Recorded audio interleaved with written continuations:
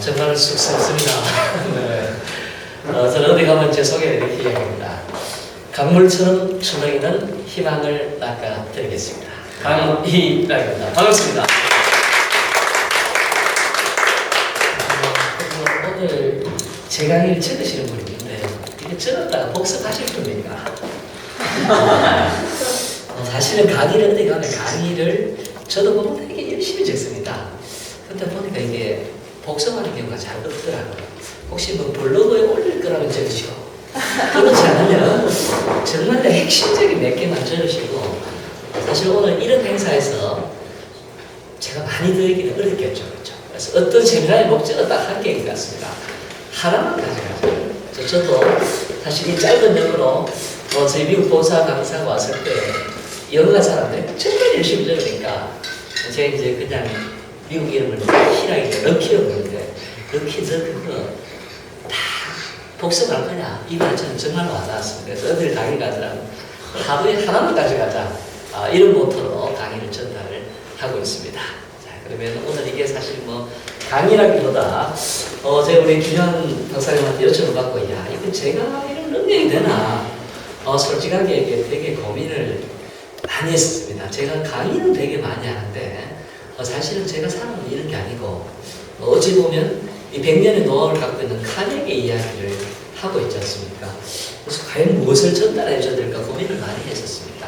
과연 카네기 이런 이야기는 우리 리더십 캠프에서 또 아니면 책에서 충분히 들을 수 있기 때문에 그런 이야기보다는 아마 우리 현실에 있는 이런 이야기를 하는 게 좋지 않을까, 이런 생각이 들었습니다. 이게 우리가 사람 책이지 않습니까? 그러면 가만 생각해 보니까 사실 여기 계신 분도 제가 사람 책을 더 많이 만납니다.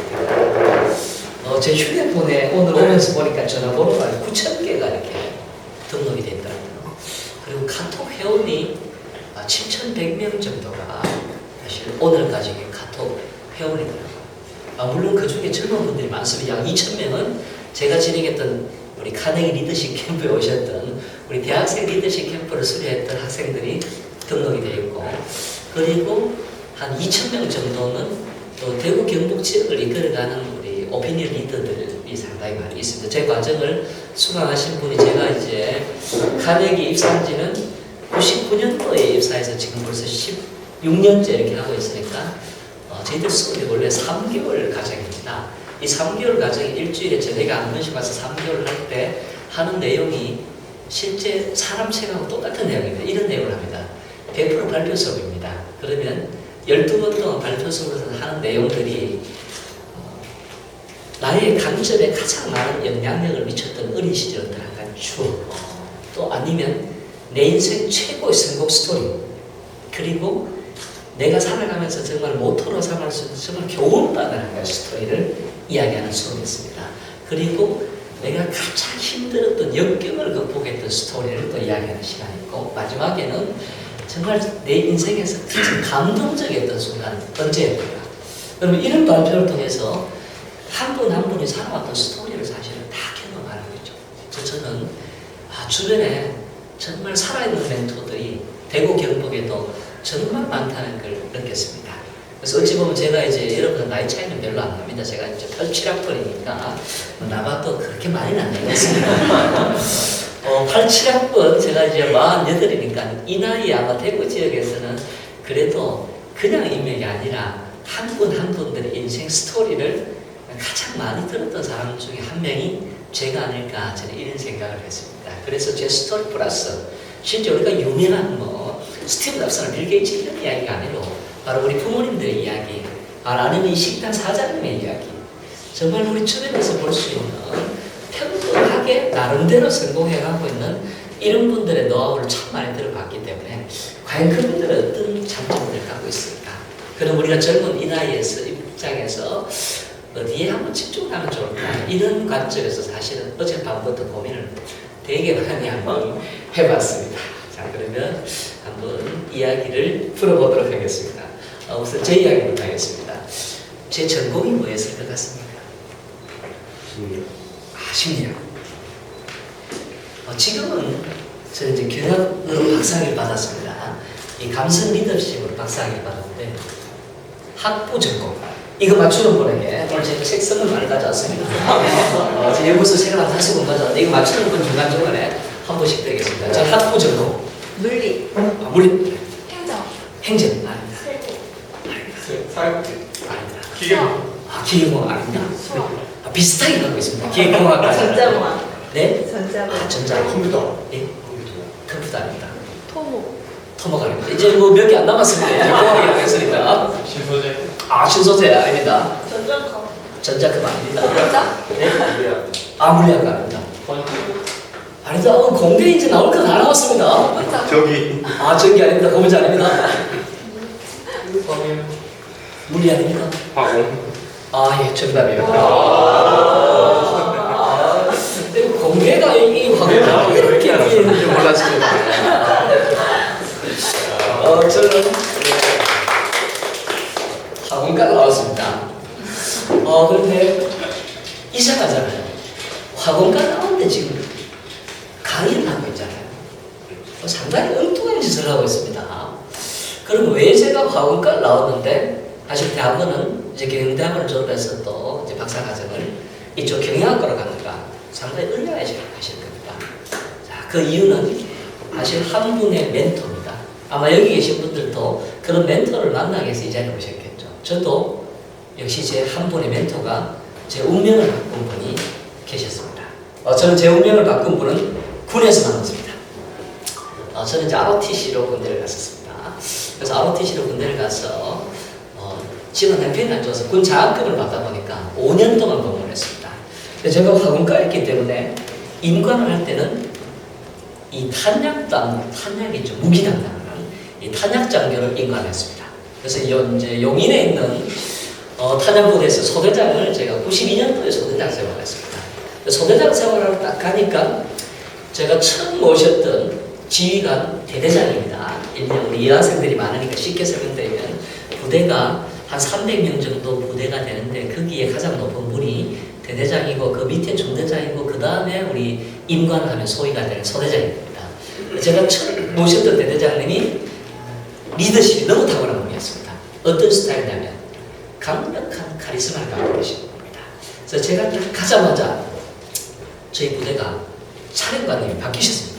사령부는 의정부에 있었습니다. 어떤 부대냐면 우리 보면 대구에 5군 지사라고 있죠.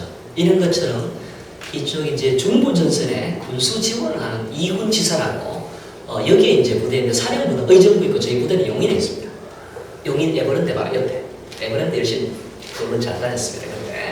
근데 이제 사령관님 딱 바뀌면 보통 군대는 어떻게 하냐면 업무 보고를 해야 됩니다. 쉽게 초도 순실하시는 거죠. 그러면 이 대대장님이 어떤 스타일이냐.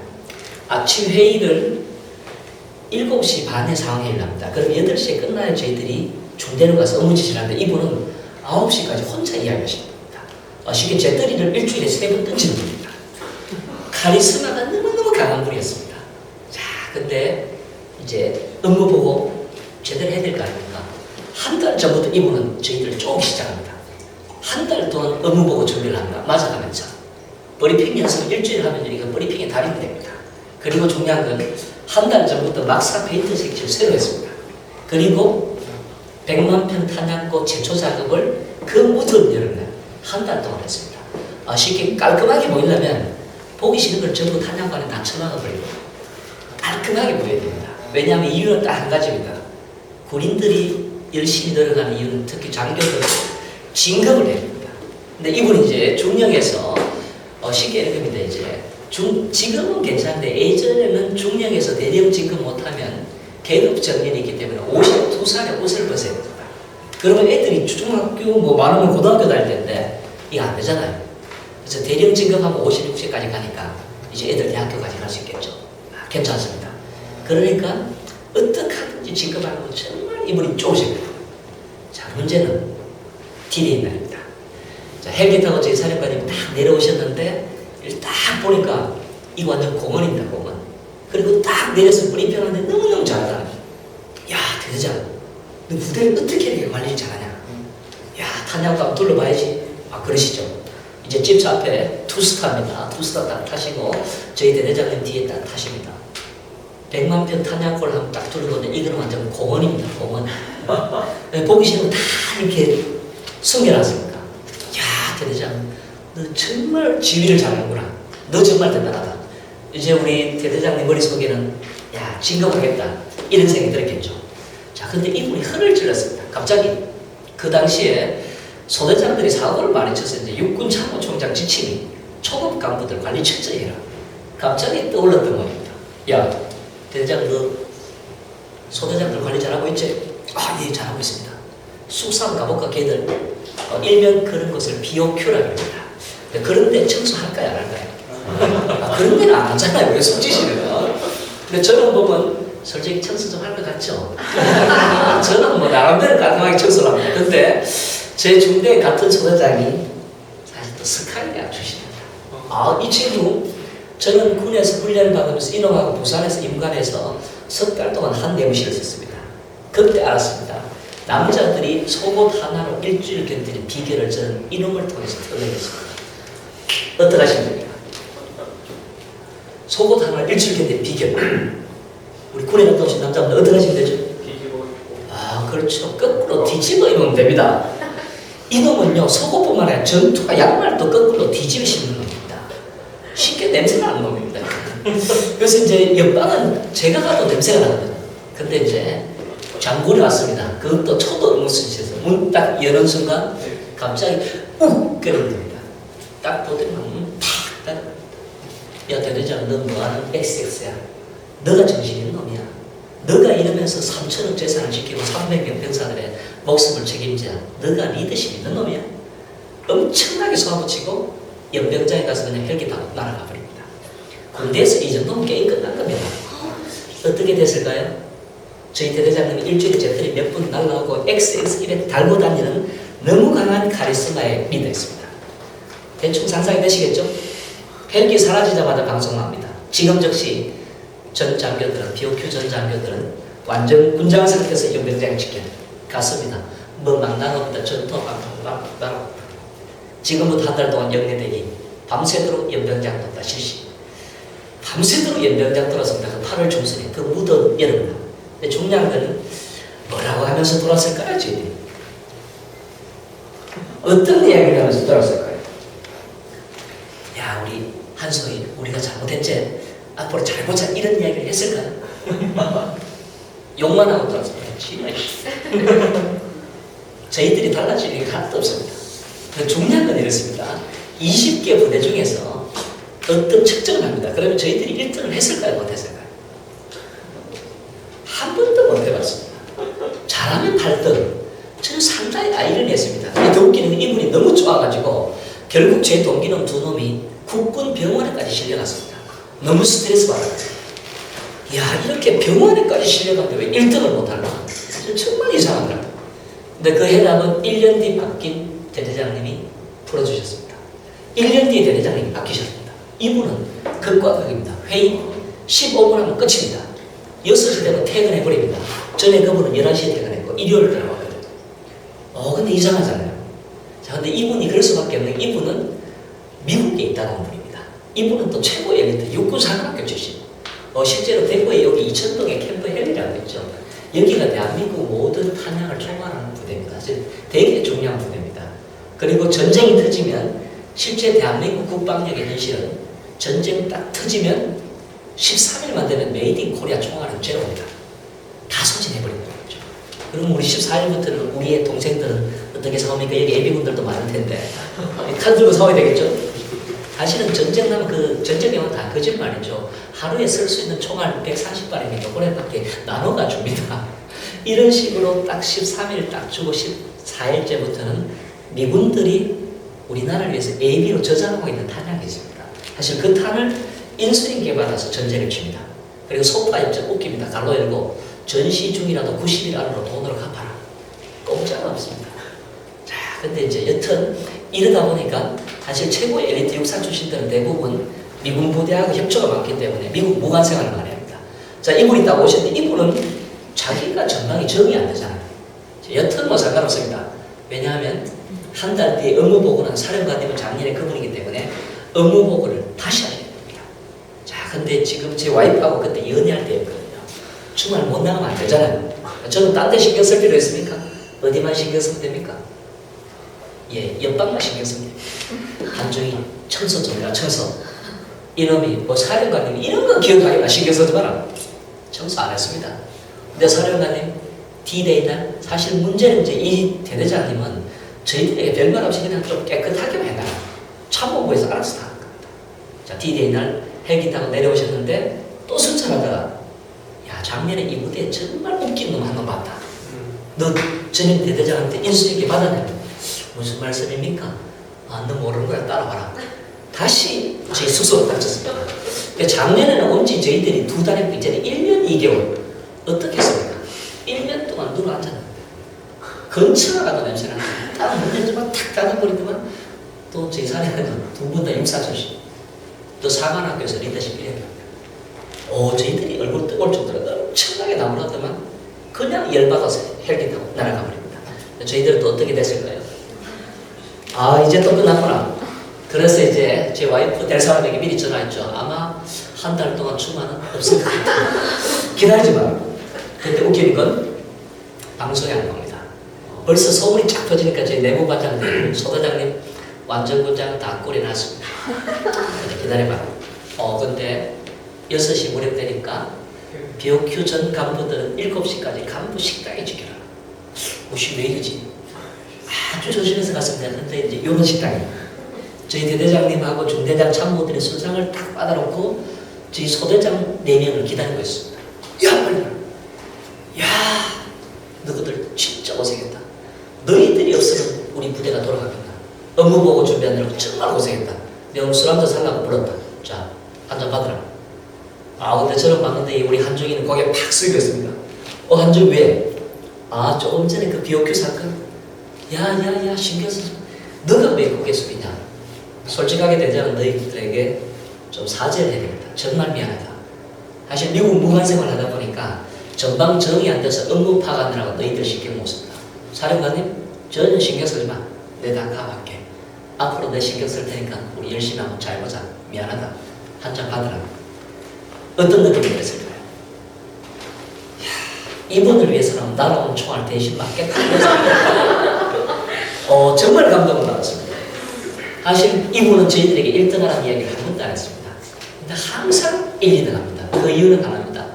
어떤 대회가 있으면요, 소대장들이 병사들 자는 병사 깨워서 저희들이 알아서 시켰거든요. 그때 저는 뼈저리게 느낀 게 겁니다. 과연 우리가 위대한 성과를 끄집어내는 게 뭘까? 내가 선배인데, 내가 팀장인데, 내가 임원인데 이런 지위와 직책을 가지고 강압적인 명령으로 사람들의 마음을 얻을 수 있을까? 강압적인 명령으로 바위는 꿰들 수 있겠지만 결코 새로운 땅을 개척하기를 있다는 걸 저는 그때 알았습니다. 사실 그때부터 저는 리더십이 뭘까? 이 부분에 너무 충격을 받아가지고 결국은 저는 소대장 마치고 사령부에 부탁을 해서 이런 교육 담당하는 전문장교로 전과를 해서 대위 때 전역을 했었습니다. 자, 그러다 보니까 사실 저는 어떻게 하면 사람들의 마음을 얻을 수 있을까? 이 부분을 늘 고민을 많이 했었습니다. 그러다 보니까 이제 카네기에는 또 우연한 기회에 이 카네기 들어오게 됐습니다. 혹시 이 카네기 책을 한번 읽어보신 분? 이 카네기 인간관계론 책 한번 읽어보신 분? 역시 우리 사람 책에 오신 자질이 있는 분입니다. 고맙습니다. 네. 저는 이 책을 고등학교 1학년 겨울방학 때 읽었습니다. 그것도 어느 날 우연히 학교 앞 좌판대에 친구를 잘 사귀는 법 이런 걸 해석하는 나와 있더라고요. 이 책을 읽고 그 전에는 중학교 때까지는 나름 제가 시골이었습니다. 제 고향은 이제 영천댐 밑입니다. 시골에서 저도 나름대로 잘 나갔습니다. 중학교 때 학생 대작하고 항상 이랬기 때문에 제 잘난 맛에 살았는데 이 책을 딱 보니까 이거 완전히 틀린 내용이더라고요. 그때부터 제가 엄청나게 부드러워진 남자가 된 계기가 사실 이 카네기 인간관계론입니다. 그래서 이제 이 책을 알고 있는데 저는 97년도에 전역해서 이제 보험회사 대구에 있는 이 조선생명이라고 예전 대구에 보험회사가 있었습니다. 지금은 현대그룹에 합병됐었는데요. 거기 연수팀에 이제 근무를 하고 있는데 뭐 하나 날아왔습니다. 안내문. 그러니까 저는 이제 사실은 신입사원 때였지만 제가 또 군대에서 5년 동안 근무를 했지 않습니까? 저는 이런 강의 이런 걸 되게 하고 싶었습니다. 그래서 신입사원 때 했던 게 사실은 복사하고 이런다 하지 않습니까? 근데 저는 신입사원 때 어떤 안내문이 오면 저는 제일 먼저 이거를 복사를 딱 해서 항상 제 것으로 챙겨놨습니다. 이론적인 관심이 너무 많았기 때문에. 하루를 보니까 카네기 최고 경자가자 안내문이 날라옵니다. 장소는 인터벌 호텔. 대상 기업체 임원 및 최고 경영장. 이런 식으로 됐습니다. 이게 카네기 아니까 이게 너무너무 듣고 싶잖아요. 전화를 했습니다. 대구 사무실이 없었고 부산에 사무실이 있었습니다. 반갑습니다. 이게 제가 카네기 너무너무 가고 싶은데 그쪽에서 되게 좋아하더라고요. 직책이 어떻게 되십니까? 4월입니다. 죄송합니다. 최고 경영자는 임원 이상이면 안 됩니다. 아니 저 앞으로 임원이 될 건데 안 됩니다. 막 따졌어요. 아니 안 되는 왜 안 됩니까? 사람 차별합니까? 막 따지니까 그래서 그쪽 담당자가 이제 대구 수업하러 왔다 저를 만나러 옵니다. 그러면서 저를 딱 만날 때 저는 그동안 1년 동안 카페에서 갖고 있던 자료를 이만한 파일을 딱 내줬습니다. 저는 이런 데 이렇게 관심이 많습니다. 왜 제가 입관을 못합니까? 이러니까 이분이 혹시 그러면 부산 카네기 사무소에 놀러 한번 오시라는 거예요. 저희들 이제 보험회사 부산지사가 있었기 때문에 그래서 이제 98년도였습니다. 그때가 이제 98년 9월이었고 이제 98년 연말에 마침 부산에 갔다가 이 부산 카네기 사무실을 들렀습니다. 사무실에 딱 들으니까 이 부산 카네기 소장님이 첫 번째 던진 말이 이거였습니다. 혹시 저희들하고 같이 일해보실 생각이 없습니까? 쉽게 스카우트 얘기잖아요. 좋죠. 저는 이런 거 정말 하고 싶었습니다. 근데 이제 던지는 말이 저희들이 셋을 창립한 지 2년밖에 안 됐기 때문에 월급을 많이 못 줍니다. 괜찮습니다. 얼마 주실 겁니까? 월급 75만 원 주겠다. 이제 98년도에 월급 75만 원 많은 게 아닙니다. 그 당시에 제가 보험회사 다닐 때 연봉이 한 2,400 정도 될 때였습니다. 그때 월 200 받다가 75만 원 주겠다 이렇게 얘기한 겁니다. 제가 뭐라고 했을까요? 상관없습니다. 왜냐면 저는 이런 일을 좀 해보고 싶었기 때문에. 괜찮습니다. 근데 세 번째 조건. 근데 대구에 사무실이 없는데 부산으로 출퇴근 가능하시겠습니까? 이 이야기에 제가 잠시 좀 1분만 생각할 시간을 주십시오. 몇 시까지 출근해야 됩니까? 9시까지. 근데 제가 기차 시간표를 알거든요. 6시 58분 공항 타면 도저히 도착 못합니다. 그러면 부산역에 도착하면 8시 35분. 지하철 2호선 딱 타고 부산 교대역에 딱 내려서 걸어오는데 10분. 그러면 아무래도 9시 10분은 돼야 되겠다. 10분 정도는 봐줄 수 있겠습니까? 오케이. 그럽니다. 사실은 저희 집이 대구 교대역 옆에 있었습니다. 그래서 대구 교대에서 부산 교대로 출퇴근을 하는 겁니다. 근데 저는 이게 너무 하고 싶었기 때문에 상관없다. 자, 그래서 이제 문제는 그 다음 주에 회사에 사표를 딱 던졌습니다. 그러니까 저희 교육부장님이 조건이 뭐고, 월급 75만 원에 부산으로 출퇴근하는데 미쳤나? 근데 부산으로 출퇴근하는 게요. 실제로 아침에 9시 10분까지 출근하는데 문제는 퇴근이 몇이냐? 저희들은 저녁 수업이 모두 저녁에 수업이 있습니다. 성인 과정이니까. 수업은 6시 반에 시작해서 10시에 끝납니다.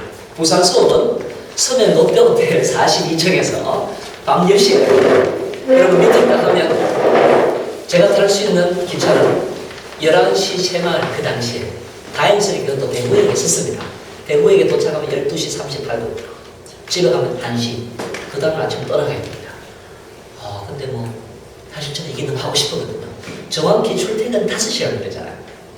출퇴근 5시간 하랍니다. 월급 얼마 주고 75만 원 준다고. 이 미쳤나? 저희 회사에 소문 쩌하게 퍼졌습니다. 저 강일하게 월급 75만 원 받고 5시간 출퇴근한다. 제적 시간. 그때 저는 딱 한 말씀만 드렸습니다. 저 한 10년만 미쳐보겠습니다. 미치지 않고 세상을 바꿀 수 있겠습니까? 자, 그런데 사실은 저는 정말 미친 겁니다. 자, 10년 만에 제가 세상을 바꾸지 못했지만 저는 정말 제가 하고 싶은 일을 하고 있는 거죠. 한 2년 정도 출퇴근하다가 갑자기 그날 또 이제 2001년 8월 정도였습니다. 8월 정도였는데 딱 부산역에 딱 도착한 데는 8시 한 30분 정도 되는 거예요. 갑자기 부산역이 이제 바닷가에 태양이 딱 보이는데 그때 느낌이 이런 겁니다. 이 정도면 내가 10년은 출퇴근 가능하겠다. 뭐 이런 생각이 딱 들더라고요. 완전 맛이 간 거죠. 그래서 사실 저는 맛이 간 사람들 되게 좋아합니다. 물론 좀 이렇게 기비들하고 맛이 간 분들 많습니다. 예. 제가 아는 분 중에 맛이 간 분들 되게 많습니다. 근데 맛이 간 미친 분들이 있죠. 근데 저는 제일 좋아하는 말이 미친 사람입니다. 세상은 미치지 않고 바뀌어지는 게 절대 없다는 걸 저는 이 카네기 과정을 통해서 너무 많이 느끼거든요. 그래서 사실 제가 이 자리에 올 수 있었던 것도 약간 제정신이 아니었기 때문에 약간 미치기 때문에 왜냐하면 현실적인 걸 생각을 했다면 사실은 이게 어려웠겠죠. 그래서 이제 제가 지금 한국 강사협회 대구경북 지부장을 맡고 있습니다. 그 이유는 아주 간단합니다. 저는 이런 공부하는 걸 되게 좋아했습니다. 그러다 보니까 서울에 교육을 정말 많이 다녔습니다. 원래도 제가 라이센스를 한 2개 정도 땄고 사실 2월 말부터 거의 한 4월 초까지 매주말 5월달까지는 5월 초에 연휴 때도 매주말 서울에 이제 공부를 하러 갑니다. 그래서 워낙 많이 가니까 한국 강사협회 10년째 창립할 당시에 거기에서 대구 경북 지부장 누가 시키면 좋겠는가? 딴 사람도 아무도 안 하고 제일 많이 오는 사람 있잖아요. 그 제 이름을 이야기하는 겁니다. 이러다 보니까 자연스럽게 서울의 강사들하고 교육을 하다 보니까 사실 제가 또 이런 지부장을 맡게 됐고 뭐 별로 역할은 없지만 어느 순간 이 자리에 온 것 같습니다. 그래서 저도 이렇게 또 대내에 보면 사실은 저는 참 행복했던 사람인 것 같습니다. 그럼 제가 하는 일을 너무 좋아하고요. 그래서 이제 저를 아는 사람들이 이런 이야기를 합니다. 힘들었던 적이 있었습니까? 라고 이야기하는데 물론 있었겠죠. 근데 이제 제가 좀 잘 까먹습니다. 근데 어느 정도 지나가면 제가 힘들었던 적이 별로 없었다 이런 느낌이 들더라고요. 거꾸로 내려가 보면 사실 저 대학생활도 남들을 보면 되게 힘든 대학생활을 했습니다. 저는 이제 전기에 딱 떨어지니까 저희 때는 전국대학이 있었죠. 딱 떨어지니까 집에서 너무너무 좋아하는 겁니다. 왜냐면 이제 시골에 이제 아주 가난한 그 농사 조금 짓고 저희 형이 또 대학에 다닐 때고 잘됐다. 아들 대학 떨어지고 근데 박수 치는 집 처음 봤습니다. 전 되게 속상하더라고요. 그래서 이제 알겠습니다. 그러면 형 올해 하면 졸업하니까 제가 재수하죠. 근데 도서관에 딱 가보니까 제가 딱 한식 앉아있어 보니까 저는 제 자신을 압니다. 재수 스타일 아니다. 그리고 바로 접어버렸습니다. 그래서 저는 이제 영남대 후기로 이제 화공과를 들어가게 됐었습니다. 이제 문제는 제가 딱 입학하자마자 딱 2주를 다니고 형하고 함께 못 다니기 때문에 휴학계를 냈죠. 휴학계를 내고 제 첫 직장 생활은 호텔이었습니다. 저는 그때 사실은 이제 87년도에 호텔 학원에 등록을 하고 제 첫 직장은 북옥 로얄 호텔이라고 거기에서 사원에서 웨이터 생활을 처음 했습니다. 물론 거기서 좋은 경험 돼서 2주일이도 그때 이제 홀랑버섯목도 제가 그때 봤었어요. 그러면서 저는 1년 동안 참 수많은 직장을 경험을 했습니다. 거기 있다가 다시 대구에 있는 이 국제호텔 사우나에 또 이렇게 왔다가 그걸 한 석 달 하고 그리고 나가서 만화방의 카운터도 한 5년 정도 받고 그리고 이 전자제품 조립하는데 여기 가서 지하에서 또 한 달 동안 있었던 것 같고 그리고 지금 803에 보면 지금 이제 집담지구 식당들이 많이 87년도 첫 오픈한 집이 있습니다. 거기에서 숯불 갈비집에서 숯불 굽는 거 제가 또 한 달 이상 해보게 됐고 자 그러면서 이제 어찌 보면 저에게 참 고마웠던 회사는 우리 흥구석이라는 회사입니다. 우리 주유소죠. 대구의 경북강력 흥구석이가 아주 큰 회사인데 제가 주유소에 이제 들어가게 됐는데 다행스럽게 그때 이제 제가 87년 10월에 정직원으로 그 당시 아르바이트가 없었습니다. 정직원으로 들어가면서 열심히 일했고 그리고 이제 1년 복학해야 되었습니다. 88년도에 복학 딱 할 때 이 주유소에 이야기를 해서 저는 이제 야간에 주유소 아르바이트를 하게 됐습니다.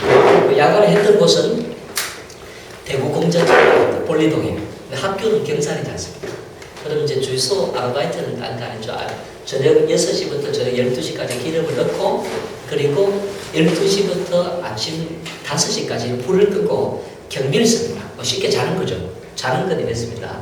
방에서 자는 게 아니고 2명이 아르바이트 선생님들이 여기 바닥에 주유소 바닥에 쉽게 이제 그 신문지나 아니면 박스 이걸 깔고 여기 이불을 깔고 이렇게 덮고 그리고 이제 그 당시에 또 이제 도둑들이 많았기 때문에 항상 이제 소화기를 딱 빼라가고 이 무기나 여기 딱 놓고 이제 이런 식으로 잤었습니다. 그러면서 항상 이제 뭐 그러면 5시간 자고 또 경비하고 이렇게 뜨면은 8시에 교환하고 한 8시 반 되면 학교 가면 항상 10시였기 때문에 늘 뭐 이렇게 지각이었고 제가 지금 못하는 게 어찌 보면 아쉬울 수 있는데 저는 당구를 못 줍니다. 포크를 할 줄 모릅니다. 상당히 어찌 보면 놀 줄 모르죠. 그 이유는 이겁니다. 원래 포크와 당구는 1학년 때 배워야 되잖아요. 저는 그걸 배울 시간이 없었거든요. 4시 50분 수업 딱 마치면 총알같이 스쿨버스 타고 딱 오면 그 당시는 거의 1시간 10분 만에 여기 도착이 가능했었습니다. 뭐 이러다 보니까 사실 저는 미팅하는 게 꿈이었습니다. 1학년 때 미팅을 못 해봤기 때문에 저녁에 항상 이렇게 아르바이트를 써야 되니까. 그런데 이제 저희 과 여학생들이 한 5명 있었는데 또 여학생들이랑 좀 친했습니다. 그래서 한 5월달에 이제 여학생들이 제가 그걸 아니까 제 주유소 휴일날 제가 일하고 있다가 놀러 왔더라고요. 근데 여학생들이 제 방을 보더니만 갑자기 두 여학생이 눈물을 뚝뚝 흘립니다. 네가 이렇게 사는 줄 몰랐다. 왜 이렇게? 이거 가슴이 아프대요. 뭐가 아프냐? 난 얼마나 행복한데. 사실은 거기에서 공짜로 휴일날 그냥 라인 꺼놓고 1급 운전면허증까지 땄으니까 얼마나 좋습니까? 휴일날마다 저는 큰 그게 트레일러 기사들이 많았기 때문에 그 차 타고 전국을 떠돌아다니고 그래서 이제 그때 저는 느끼는 남들이 생각하는 게 참 아픔이다라고 이야기했지만 어찌 보면 당사자는 전혀 아픔이 아닐 수도 있겠구나. 오히려 좋은 경험일 수도 있겠구나. 저는 이걸 많이 떠올렸습니다. 뭐 이러다 보니까 사실은 저에게 아픔이 없을 수가 없겠죠. 하지만 그래도 이제 어릴 때부터 이런 것들 때문에 내성이 많이 자라다 보니까 상당히 많이 좀 이렇게 커오지 않았나 저는 이런 생각을 했습니다. 자, 그럼 이제 여기까지는 이제 제 이야기를 하고요. 뭐 그래서 제 이야기를 별로 들을 게 없잖아요. 근데 제가 이 일을 이제 99년부터 해오고 있지 않습니까? 99년도에 들어가서 제가 이제 강사가 된 건 2000년도에 강사가 됐습니다. 그러면 2000년부터 그때 대구에 사람이 없었고 제가 이제 부산에서 출퇴근해서 2002년부터 물론 사무실이 생겼지만 최고 경자과정 강사였기 때문에 제가 강사를 해요. 33살에 최고 경자과정 강사를 하니까 부담이 되게 되지 않습니까? 이제 이러니까 이게 사실 강의는 강의가 아니고 사람들의 이야기를 끄집어내는 그런 수업이니까 뭐 어찌 보면 그걸 잘 하라고서 제가 배운다라고 생각했기 때문에 저는 사실 가르친다는 생각을 그때는 별로 하지 않았습니다. 자, 그러다 보니까 과연 이분들은 어떤 장점들을 갖고 있을까 이런 부분들을 사실은 매 순간 충격을 받는 거죠. 이번 주도 월요일에는 제가 대구 최고 경자과정을 대구 호텔에서 진행을 지금 6주째 하고 있고요. 화요일은 상주에서 경북대 상주 캠퍼스에서 상주 CEO 과정을 하고 수요일은 우리 구미대학에서 구미 지역 CEO 과정을 합니다. 목요일은 포항 CEO 과정을 UA 컨벤션한테 지난주 다행해서 이렇게 수료를 했습니다. 그러니까 일주일에 월화수목일과 평균 30명이면 120명에 그래도 저희 과정에 오시는 분들은 그래도 나름대로 조금 어느 정도는 성공했다는 분들이 있지 않습니까? 이제 그분들을 바라보면서 과연 이분들은 어떻게 이렇게 성공을 할까? 아니면 이렇게 살아갈까? 이런 부분들을 상당히 많이 고민하고 한번 지켜봤습니다. 그래서 어젯밤에 과연 그러면 제가 봤던 한 2,000명들 이분들의 공통점이 뭘까? 굳이 저희들이 카네기 백년 노하우 이런 걸 하지 않고 대구 지역 사람을 봤을 때 이분들의 공통점이 뭘까? 이거를 제가 한번 좀 정리를 해보니까 이런 쪽으로 결론이 나왔습니다. 첫 번째는 이런 부분이었습니다. 끊임없이 공부를 하는 분들이 많았습니다. 그리고 끊임없이 쉽게 공부를 한다는 건 자기 혼자 하려고 안 하고 주변의 사람들의 이런 자원들을 정말 많이 활용하는 분들을 저는 참 많이 봤습니다. 가장 대표적인 분이 제1년 카네기 강사 선배님입니다. 이 제1년 카네기 강사 선배님 이분이 어떤 분이냐면요. 이분은 대학교를 졸업하고 가두리 양식장을 했습니다. 오라는 데가 없었기 때문에. 근데 가두리 양식장을 하는데 이분이 정말 좋아했던 게 뭐냐면 우리 식혜, 단수 있죠. 이걸 너무너무 좋아했습니다. 이분이. 근데 이제 집에서 가져가면 가두리 양식장에 일주일 동안 있어야 되니까 이틀 되면 다 떨어지잖아요. 이걸 좀 일주일 동안 먹을 수 있는 방법이 없을까 고민하고 있는데 가두리 양식장 시골 연못이 오시니까 근처에 보니까 할머니들이 우리 그 식혜 원료 반드시 들어가는 질금 있죠. 질금이라는 게 딱 보입니다. 이거를 엄청나게 말리고 있는 걸 보고 대량으로 말리고 있습니다. 야, 이거를 조금씩 사서 가정마다 할 게 아니고 이거를 대량으로 딱 만들어서 대량으로 식혜를 만드는 방법이 없을까? 그래서 이분은 이 아이디어를 들고 이분 혼자 연구 안 합니다. 이걸 들고 농업기술센터 뛰어들어갑니다. 거기에 농업기술센터 연구원들하고 이거 진짜 왔다 갔다 많이 하면서 결국 그분이랑 같이 결국 대량으로 이 질금을 생산합니다. 그리고 이거를 비락에 납품하죠. 그래서 비락 식혜를 사실은 출범시킨 분이 이분입니다. 그래서 비락에서 처음에 큰 통을 넣었는데 이러면 조그만한 게 만들 수 없을까? 그래서 이분이 준 아이디어가 캔입니다. 그래서 이분이 이제 쉽게 우리 질금 원료를 비락에 납품했기 때문에 뭐 그 한 해는 2천억 시장이었기 때문에 떼돈봅니다. 자, 근데 IMF 때 비락에서 경비 절감하려고 자기들이 원료 공장 짓겠다는 겁니다. 이분이 또 촉이 빠릅니다. 이거 경쟁해서 안 되잖아요. 저희들 회사 가져가십시오. 다시 그냥 넘겨버리고 이제 이분이 돈을 좀 받았으니까 이분이 또 도전을 합니다. 근데 도전하는데 하는 족족 실패합니다. 뭐 동충 하초로 된장을 만들고 김치를 만들고 뭐 계속 실패하더라고요. 그래서 이제 이분이 시간이 있었기 때문에 이제 98년도에 이 카네기 과정을 받고 99년도에 저희들 강사가 돼서 2000년도에 저하고 같이 한 2클래스 정도 강의를 했습니다. 근데 갑자기 이분이 자기는 체질을 안 합니다. 그리고 자기는 동교대이기 때문에 또 떠난답니다. 근데 연락이 안 됩니다. 근데 연락이 안 되면 이분은 엉뚱한 짓 하고 있다는 거예요. 근데 갑자기 또 전화가 왔습니다. 강생, 선배님 요즘 뭐 하십니까? 요즘 내가 와인을 개발하고 있다 그랬길래 제 고향이 영천이니까 그 금호에 와인 좋은데 어디 금호에 가셨습니까? 아니 첨도에 있다.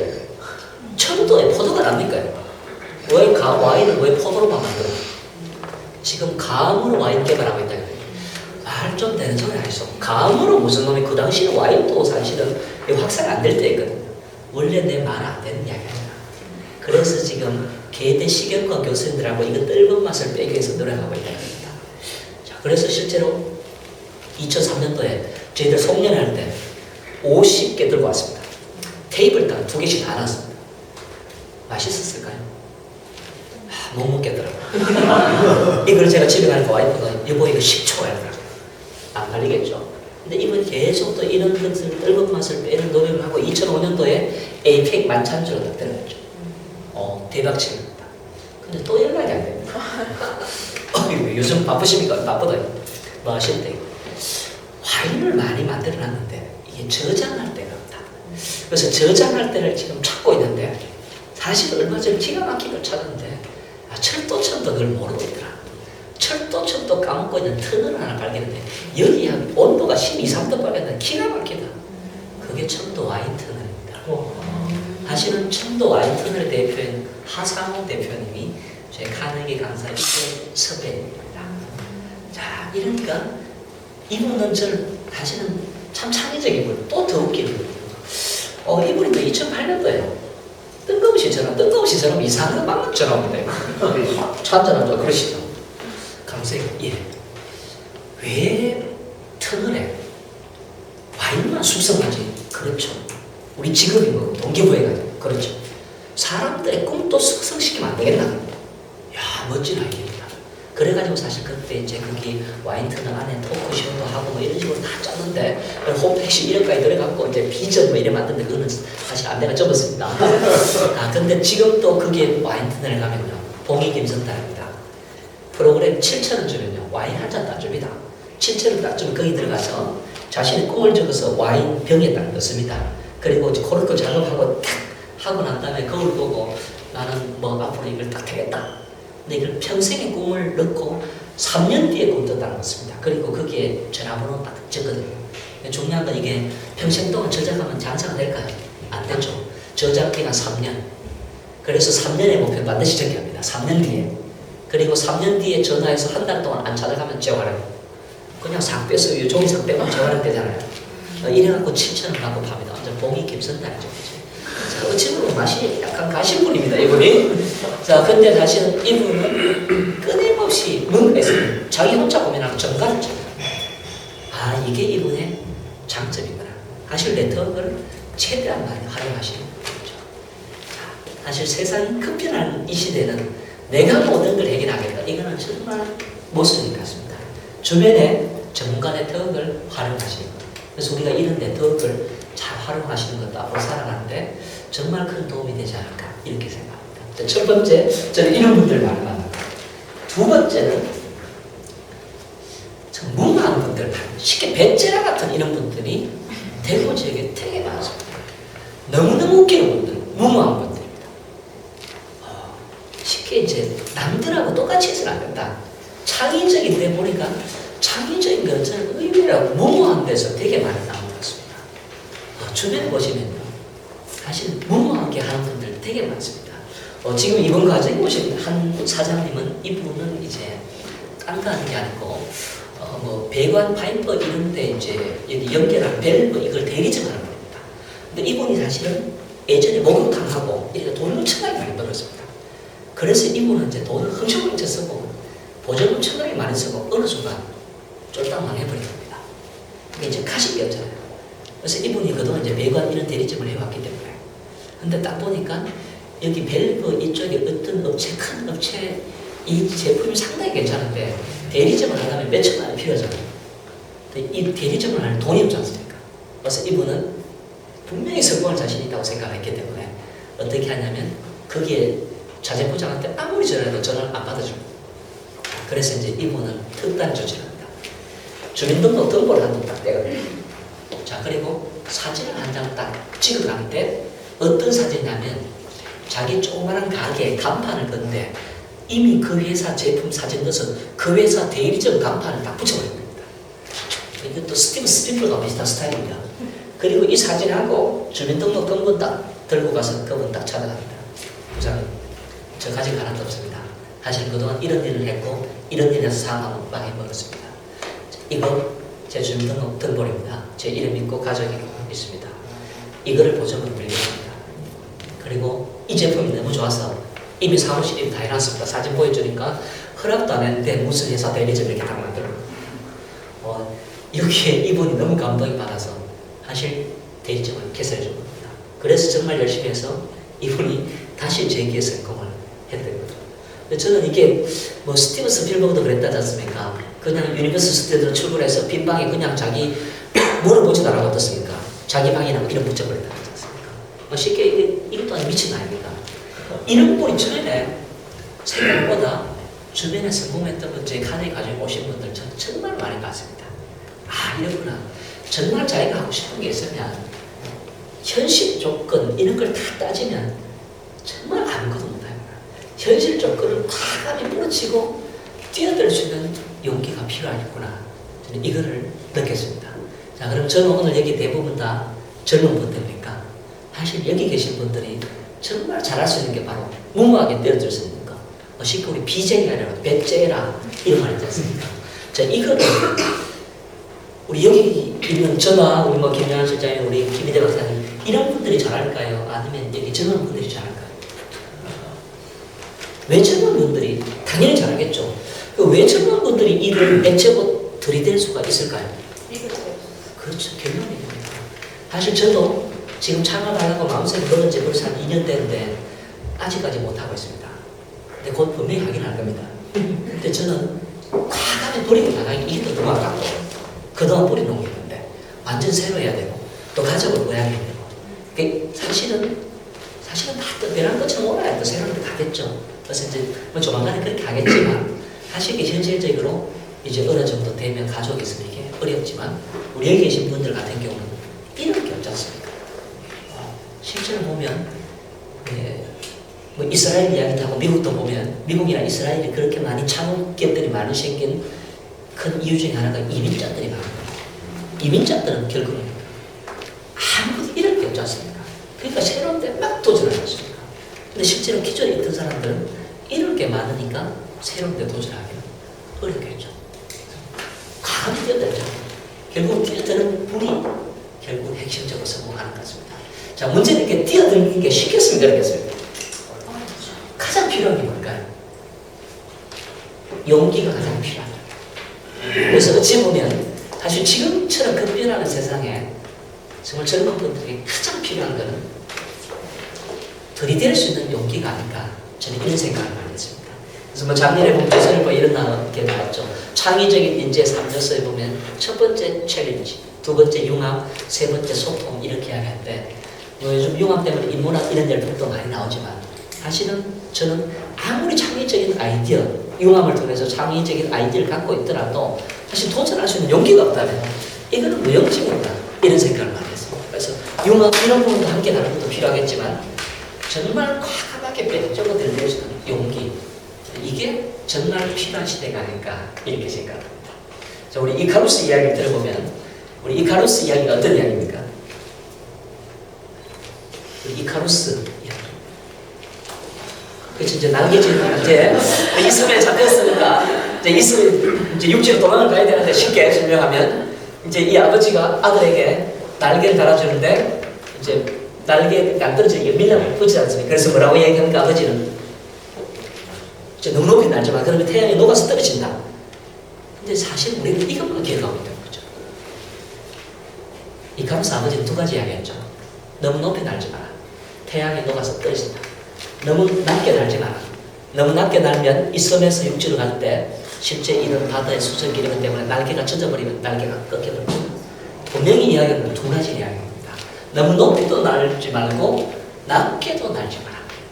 자, 근데 저는 사실 주변에 젊은 친구들이 너무 높게 날아서 떨어지는 사람을 잘 못 봤습니다.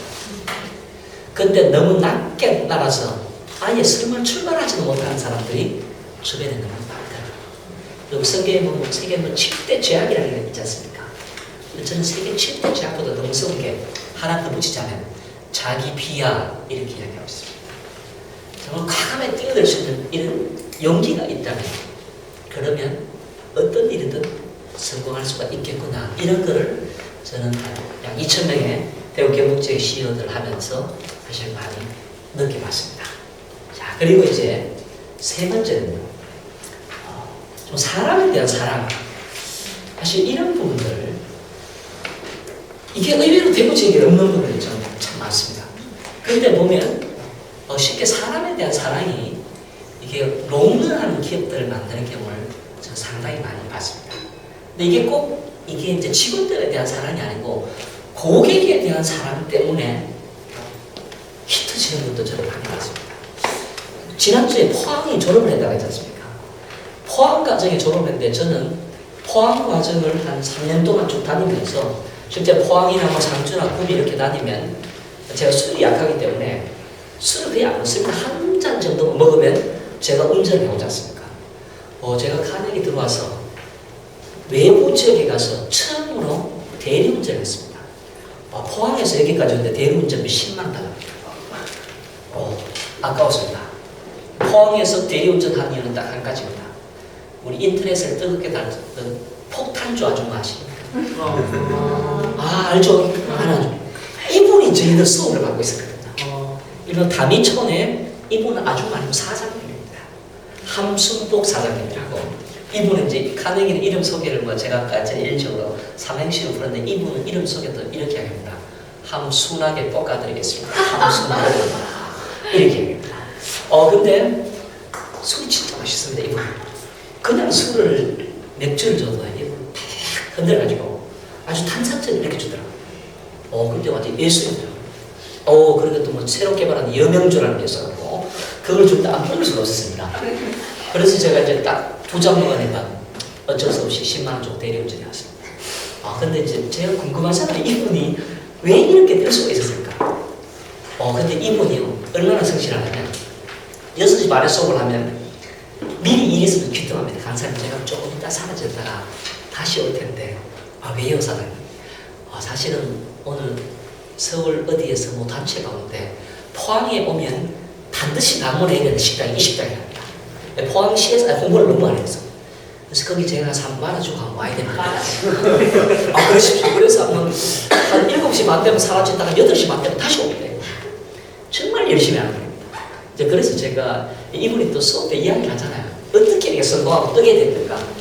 사실은 식당도 우연하게 친구의 배시더라고요. 친구 친구를 봄대로 보내 좋다 나도 뭔가 할 수 있다 이거를 보여주기 위해서 이분이 식당을 하게 된 겁니다. 근데 이분이 술을 안 먹어요. 이분도 교회에 다니시고 술을 안 드세요. 자 근데 이제 식당을 하다 보니까 이제 사람들이 왜 폭탄주 그 당시에 조금 제조하잖아요. 그러니까 사람들이 그걸 보고 너무 재밌어하는 겁니다. 그래서 어떻게 하면 손님을 재미있게 해줄까 이걸 고민했는데 그걸 딱 보니까 내가 이걸 좀 제대로 할까. 그래서 이분이 끊임없이 연습했답니다. 어떻게 하면 진짜 연구를 합니다. 그래서 이제 그분이 이렇게 히트를 치게 되고 최근에는 이제 그 술 맥주 회사하고 같이 조인트로 서울에 폭탄주 아카데미를 설립했습니다. 네. 실제 그분이 한번 강연하고 강연을 엄청나게 만들어요. 그래서 그분은 이제 자기가 이렇게 어떤 딴 게 아니고 사실 어떻게 하면 손님들을 즐겁게 해줄 수 있을까 하시는 사람에 대한 사랑에서 이렇게 출발해 봅니다. 고객에 대한 사랑 아니면 직원들에 대한 사랑 사실 이런 것들이 기업들을 상당히 오래 끌고 가거나 저는 이거를 수많은 분들을 통해서 상당히 많이 느꼈습니다. 자 그러면 이제 여기 계신 분들은 지금 뭐 직장에 다른 분도 계시겠지만 뭐 어떤 스타트를 하시든 어떤 일을 하시든 간에 함께하는 사람들로부터 존경을 얻어낼 수 있다면 분명히 저는 여기 계신 인생은 성공할 수 있지 않을까 이렇게 생각을 합니다. 그래서 우리가 리스펙트, 존경 이렇게 이야기하는데 작년에 우리 너무 많이 느꼈지 않습니까? 상대를 존중하지 못했기 때문에 대한항공은 그렇게 큰 곤욕을 치렀고 하버드 대학교 사회학 박사 학위를 받으면 못합니까? 우리 서울시립교육학단 박현정 대표님 같이 그렇게 사실은 아무리 지식을 많이 갖고 있더라도 사람들의 가슴에 상처를 주고 존경을 이끌어내지 못하기 때문에 큰 문제가 됐던 거죠. 그래서 이 카네기의 핵심이 우리 인간 존중, 인간 사랑인데 함께 있는 사람들을 사랑하려고 한번 노력해 보시죠. 분명히 전 여기 계신 분들이 더 행복한 세상이 되지 않을까 이렇게 생각을 합니다. 자 그리고 이제 시간 관계상 이제 마지막으로 여기 계신 분 좀 힘드시니까 사는 게 아닙니다. 다행입니다. 예. 주변에 힘이 들지 않는 분들이 있을 거 아니에요.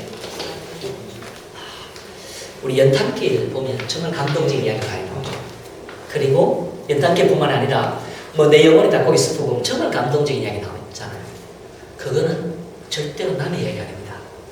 주변 우리들의 이야기가 연탄길이구나 이걸 뼈저리게 느꼈습니다. 그래서 역경을 극복한 사람들이 결국은 자기만의 스토리를 갖고 있기 때문에 더 멋진 모습으로 다가온다는 걸 저는 뼈저리게 느꼈습니다. 최고 경자 과정에 온 분들이 부도 한 번 안 맞아보면 잘 없더라고요. 자살 일보 직전까지 한 번 갔다 온 분 10명 중에 2~3명은 자살 일보 직전까지 갔다 온 분들 저희 많이 뵀습니다. 야, 어떻게 저런 스토리를 갖고 있나. 저희 이제 감동 발표를 할 때 이런 역경을 극복했던 스토리를 발표하는데 이런 게 사실은 너무너무 많은 걸 보고 저는 상당히 놀랐습니다. 아, 내가 힘든 거 이거는 정말 아무것도 아니구나. 이거는 저는 참 많이 느끼거든요. 조금 전에 했던 그 함순복 사장 같은 경우는 폭탄주 뜨고 나니까 악플이 달릴까요? 안 달릴까요? 어떤 악플이 많이 달렸을까요? 술집 출신이라는 게 엄청나게 많이 달려요. 저 아줌마는 옛날에 무슨 강남 모 술집 출신이고 호스티스 출신이고 저 이분이 사실은 딸도 있고 이런데 진짜 자살 일부 직전까지 가요. 근데 그걸 극복을 했기 때문에 사실 오늘 이렇게 아름답게 잘 지키게 갈 수가 있겠죠. 실제 CEO들만 저는 이런 역경을 극복했는 줄 알았는데 사실 그게 아닌데요. 우리 주변의 젊은 친구들도 역경을 극복하고 아름답게 살아가는 사람들 저는 정말 많이 봤습니다. 저희 수업의 2박 3일 과정에 사실은 대학생들 과정 이걸 발표를 하거든요. 그래서 제가 정말 기억에 남는 친구가 이런 친구가 있었습니다. 이 친구는요 3일 과정 수업을 하는데 계속 웃고 갑니다. 이 친구가 스마일입니다. 별명이. 이제 마지막 발표인데 29명 발표하고 마지막에 딱 나와서 발표하는데 이 친구도 웃으면서 나옵니다. 발표가 아주 웃겨요. 한 소년이 있었습니다. 이 소년에게는 그림을 사랑하는 어머니와 중소기업에 다니는 가정을 사랑하는 아주 성실한 아빠가 있었습니다. 자, 이 소년의 가정에서는 부자는 아니지만 항상 웃음꽃이 피었고 엄마는 나중에 우리가 잘 살면 이런 집을 지을 거야 라고 그림을 그리게 되었습니다. 자, 근데 이 소년의 아빠가 정말 열심히 노력해서 이제 중소기업 임원이 되고 돈이 많이 생긴 겁니다. 자, 그래서 이제 집을 산다는 소문이 들립니다. 야, 그러면 엄마가 늘 그랬던 이런 집이겠구나.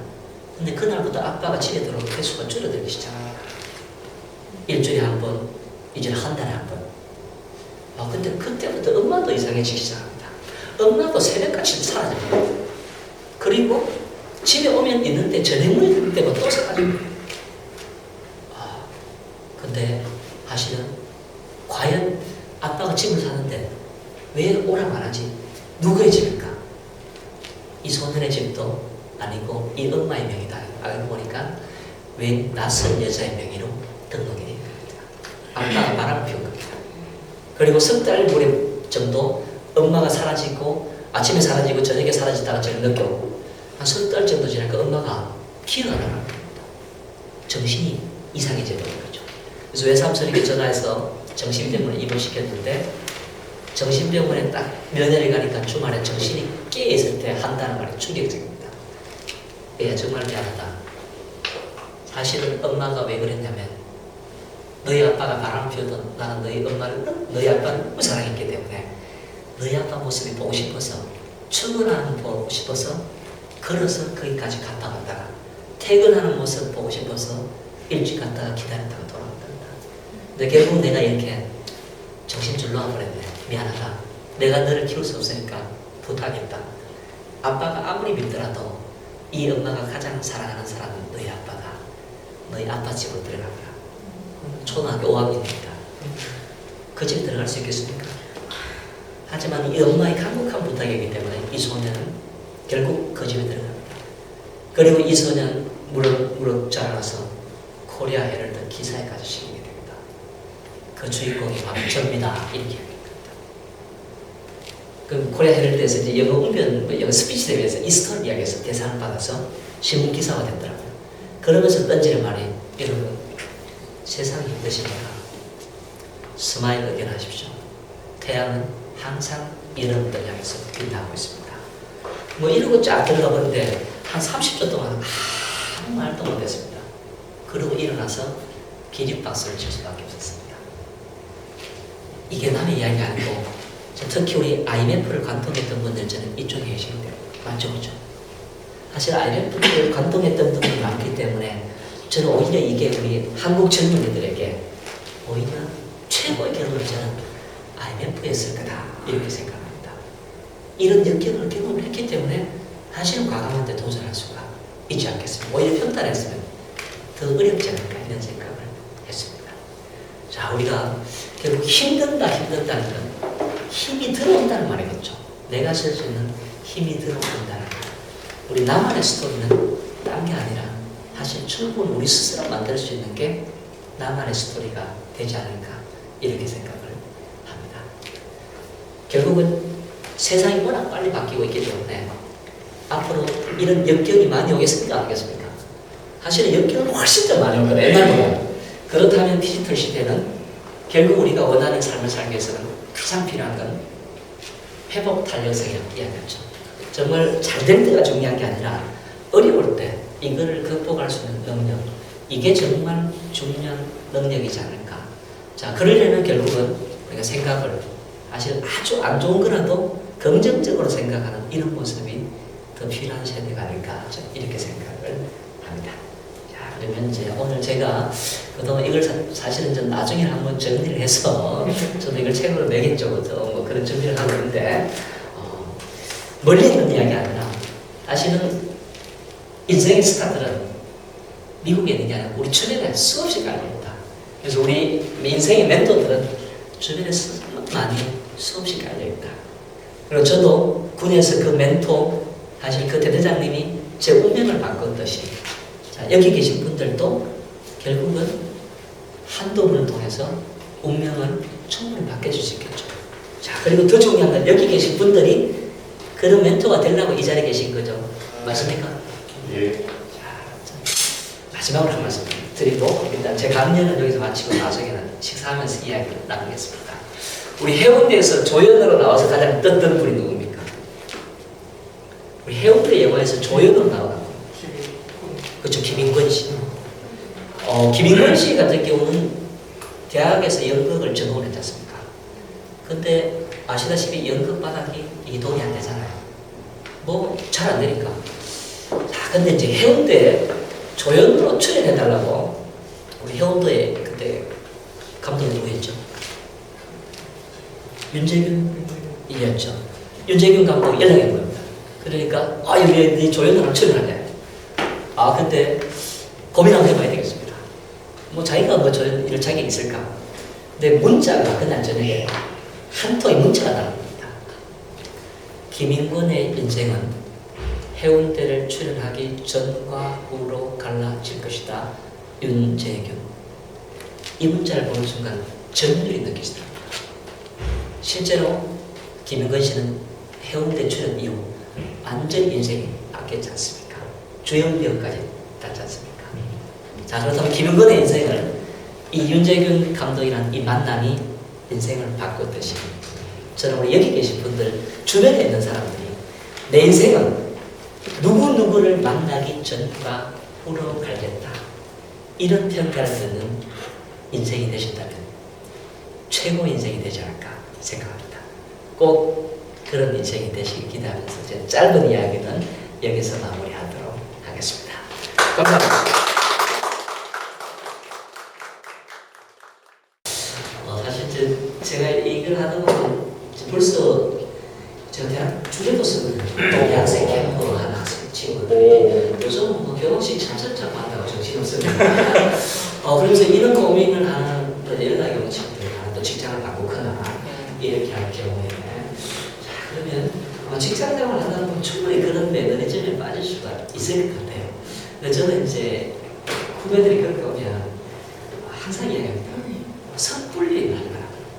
근데 예를 들어서 진짜 네가 하고 싶은 게 없는데 이게 싫어가지고 때려치운다.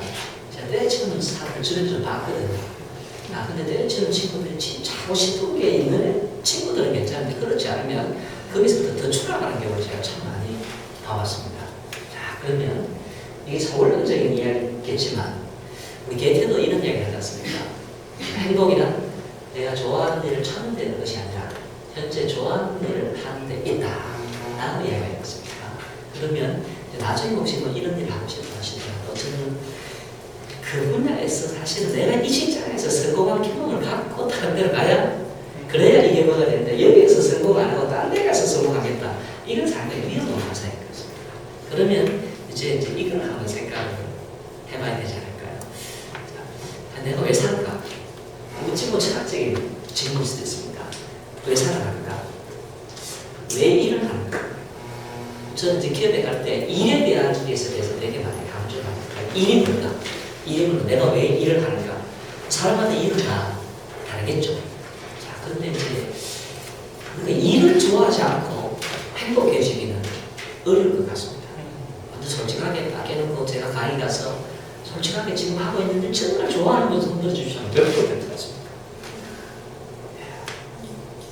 10% 들면 상당히 괜찮은 회사입니다. 5% 정도. 사장님 눈 감으시고요. 그런 다음에 이거 때려치고 진짜 하고 싶은 일이 있는 걸 손들어 주십시오. 라고 이야기하면 한 10% 됩니다. 85% 손 안 들어요. 그러면 아침에 눈 뜨면 또 회사 가야 되나? 사실 이러면 이게 행복해지기 어렵다는 거죠. 그러면 실제 이제 보통 이게 몇 년이 아니라 저희 연구소에서 조사를 한 겁니다. 처음에 딱 입사했을 때 그런 심정들이 보통 얼마 정도 가는 것 같아요. 막 이게 열정적인데, 와, 회사 출근해야지, 와, 오늘 가서 어떤 일을 할까, 가서 어떤 일을 이런데, 한 얼마 정도 가는 것 같아요? 3개월. 3개월. 이게 회사마다 다릅니다. 근데 이게 이제 복지가 좋거나, 이런 대기업의 이런 경우에는 평균적으로 한 2년 정도 가야 합니다. 그리고 보통 우리 직장인들은 3개월에서 6개월 맞습니다. 이게 2년까지 가면 상당히 오래 가는 거죠. 자, 문제는 이렇게 떨어졌을 때 다시 내 마음을 잘 잡고 올라오는 건 사실은 이게 되게 중요한 거죠. 그 방법의 1번이 이거였습니다. 초심으로 돌아가라. 내가 왜 이 회사에 입사했는가? 그리고 우리 회사 하는 일이 정말 화신하는 일이 정말 중요합니까? 그럼 내 업무가 정말 중요한가? 이 내 업무가 결국은 이 세상을 어떻게 변화시킬 건가? 뭐 이런 뭐 조그만하게 무슨 작사인데 뭔 너의 세상을 바꿀 거야? 이렇게 또 생각할 수 있겠지만 결국 내가 하는 일의 중요성은 이거는 의미를 부여하게 나는 거잖아요. 정말 내가 하는 일이 왜 중요한가? 이런 부분을 한번 떠올려보자는 거죠. 자, 예를 들면 친구가 전화 와서 야, 너 요즘 뭐하고? 라고 이야기하고 뭐라고 답변하시겠습니까? 에세이가 아니다. 아니면 뭐 이런 에세이가 이렇게 하실 거죠. 친구가 너 요즘 뭐하고? 라고 이야기하면 뭐라고 답변하시죠? 에세이다. 이렇게 이야기해요. 그러면 주변에 상당히 충격을 받은 한 분이 계셨습니다. 저희들 수업까지 오셨는데 아주 이쁜 분이셨어요. 사장님 반갑습니다. 이게 첫 수업에 사장님 어떤 일을 하십니까? 저는 여성들에게 자신감을 심어주는 일을 하고 있습니다. 제가 혹시 어느 정신과의 원장님이십니까? 아니요, 저 미용실 하고 있는데요. 네? 그러시군요. 네, 이분 항상 여성들에게 자신감을 심어주는 헤어 디자이너 누구입니까? 이렇게 이야기합니다. 왜 그렇게 이야기하십니까? 우리 헤어샵은 사람들 우리 사회 왔다 갔다 당당히 나가더라고요. 이게 그냥 미용실 헤어 디자인 말고 정말 여성들을 행복하게 해주는 일이 바로 내가 하는 일이구나. 그래서 이분은 명함을 그렇게 쓰는 거답니다. 여성들에게 자신감을 심어주는 직업. 결국 자기 일에 대한 확신과 신념을 가져야 하는 거죠. 제가 해외 갈 때마다 늘 제 와이프는 1번 품목으로 적어주는 화장품이 있습니다. 갈색변, 에스티로드. 이거 안 사면 집에 들어가면 그래서 실제로 제 에스티로드 회장에 가서 돈을 받아야 했습니다. 어떤 일 하십니까? 화장품 만들었다 이런 얘기 절대 안 한다. 저는 사람들, 특히 여성들을 행복하게 해주는 일을 하고 있습니다. 결국 일에 대한 신념, 우리 비즈니스에 대한 재정을 하라 이렇게 이야기하죠. 내가 하는 일은 자동차 부품에서 하는 일이다. 결국 이게 우리 인간을 정말 윤택하게 하고 하는 일을 하지 않습니까? 그러면 비즈니스에 대한 재정을 한번 해보고 내가 하는 일이 얼마나 위대한 일인지 스스로의 의미를 찾는 거 여기에서